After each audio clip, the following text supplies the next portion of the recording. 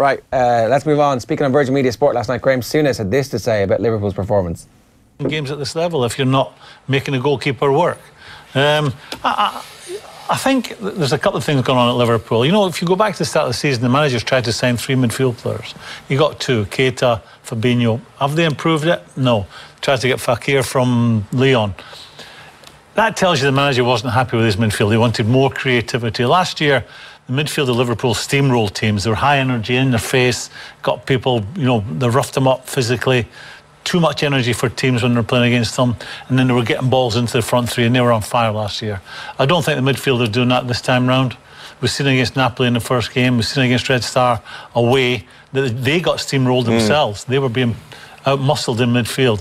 Tonight it wasn't so much of that, but I think that was because the way the game panned out, with Paris Saint-Germain scoring an early goal, sitting back, getting a second goal, and then Liverpool scoring right on half-time. In the second half in that game, they made no attempt to come out and take Liverpool on. They sat in there, defended their 18-yard box with ease. Liverpool was up. That's the worrying thing for Liverpool fans, really, tonight, Graeme, isn't it? Isn't that there was no other shot on target? Shaqiri came on, Keita came on. It is a worry. You play 90 minutes with all that firepower they've got on the pitch, Liverpool, and they manage 1 shot on target in 90 minutes. You'd think that would be nigh on impossible for the players Liverpool have got, but they've achieved it tonight. And you're saying 5 shots on target in 3 away games. You don't win the European Cup unless you're scoring goals. And if you make a mistake at all, you'll be punished at the highest level. Yeah, so that's Graeme Souness, unimpressed by the midfield last night from Liverpool. A reminder, of course, Virgin Media Sport is the new home of European football in Ireland, with more than 400 UEFA Champions League, Europa League and Nations League games live this season. Virgin Media Sport is exclusive to all Virgin Media TV customers, who can also download the TV Anywhere app and stream all the action whenever and wherever they like.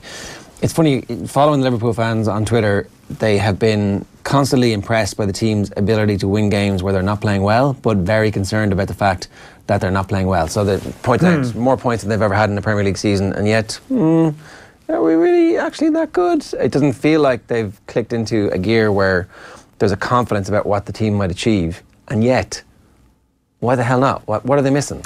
Yeah, I mean, it is strange that they are sort of grinding in the league a small bit. It's not necessarily what we associate with that Liverpool team. Now, I know that there have been a couple of games where they've steamrolled teams this year, but actually, yeah, in recent weeks, they even had games at Huddersfield and stuff where they've toiled a small bit. Yeah. And Souness touched on it, and you know, just watching some of the debate last night, that I remember before the first game, or around the first game of the season, where they beat West Ham and they'd brought in Keita and he'd impressed, and then Fabinho had been brought in, and the whole argument was, well, they've now got variety in the midfield that they didn't have. Yeah. Probably since Coutinho left, they'd addressed that obviously they had this energetic midfield last year that, you know, was the perfect almost foil for the front 3.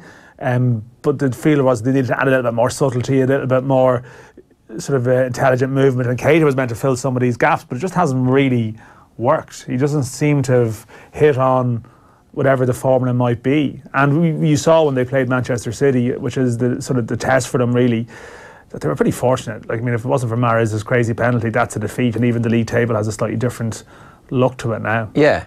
So, is it fixable in the short term, and is it terminal if they don't get out?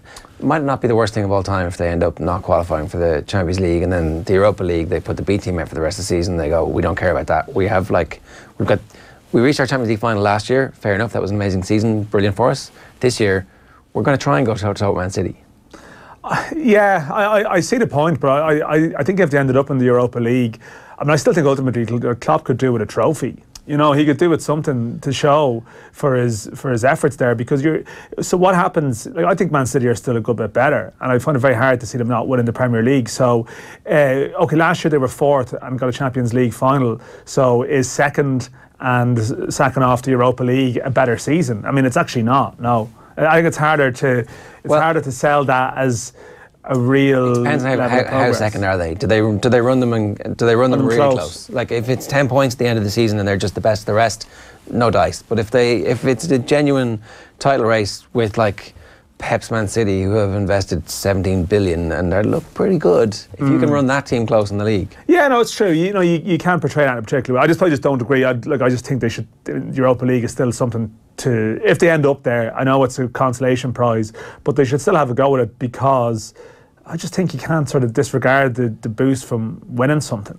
You know, Are they likely to end up there, or can? I think they can still beat Napoli on the last day. I mean, if they don't, well, that just brings its own debate about where they are. I mean, they were a Champions League finalist last year who were unlucky, you know, with how things panned out to a degree. So if they can't beat Napoli at home to go through, well, then that there is an element of sort of you know, you have to sort of introspection and look at what actually has happened. I mean, I think what was the stat last night in their 3 away games? Was it 5 shots? I think in their 3 away games in the Champions League. So, for a team that you were meant to be sort of swashbuckling and entertaining, those stats are slightly surprising. Yeah, it doesn't make any sense, does it? It doesn't really. No. And I think maybe that's the bit that's the conundrum that the Liverpool fans that you respect are saying is like, it all seems a little bit anachronistic. Something isn't quite right. It's not clicking. Yeah. And like, so before the game,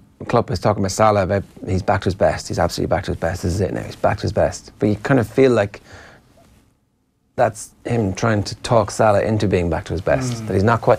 Now maybe last season was the aberration, and he's never going to be as good as he was last year because it was stratospherically. Yeah, and the fear is that he also tried to stretch himself to play in that World Cup.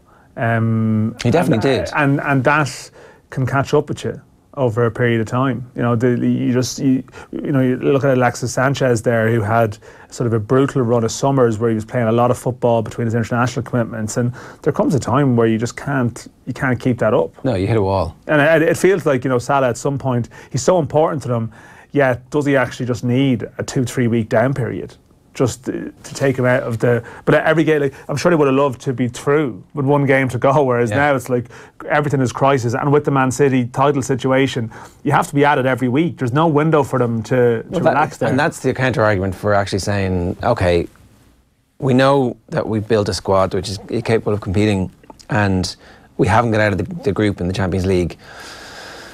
I would definitely be of the view, give Salah a rest for the... Yeah, you can rest 1 or 2 players. But I think there's a difference between that and just throwing the whole thing completely. You know, they should have the strength of squad to be able to overcome one player. I mean, if not, then that raises another question about how they would cope if there's a natural injury anyway. Yeah, or if he decides he wants to move on. I mean, you still look back at the 2-0 defeat that they suffered against Red Star, and you're like, what the hell? Yeah, well, that is the result. I mean, you know, the levels in Europe are such now, and the dominance of the bigger leagues, that, I mean, a team from the Serbian league really shouldn't be beating a Premier League side. Just, you know, we see a lot of these leagues that are competing in summer against like Irish clubs and stuff. It's not long, you know, since Shamrock Rovers beat Partizan Belgrade. For like a Red Star Belgrade to beat Liverpool is unbelievable, really. And they've actually performed reasonably well, because I thought they were going to get thrashed, you know, consistently in the group stages, Red Star, and they've actually been okay.